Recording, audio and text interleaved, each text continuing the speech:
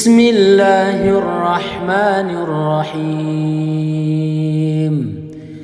لم يكن الذين كفروا من أهل الكتاب والمشركين منفكين حتى تأتيهم البينة. رسول من الله يتلو صحفا مطهرة فيها كتب قيمة وما تفرق الذين أوتوا الكتاب إلا من بعد ما جاءتهم البينة وما أمروا إلا ليعبدوا الله مخلصين له الدين حنفاء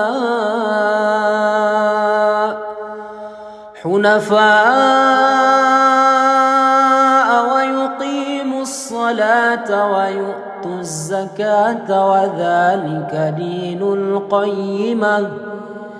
إن الذين كفروا من أهل الكتاب والمشركين في نار جهنم خالدين فيها أولئك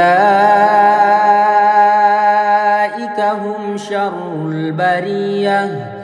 إن الذين آمنوا وعملوا الصالحات أولئك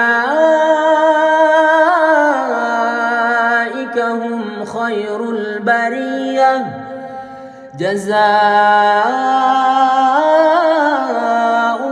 عند ربهم جنات عدن تجري من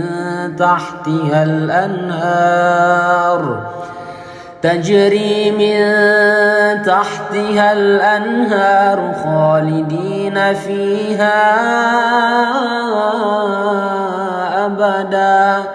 رضي الله عنهم ورضوا عنه ذلك لمن خشي ربه. الله أكبر.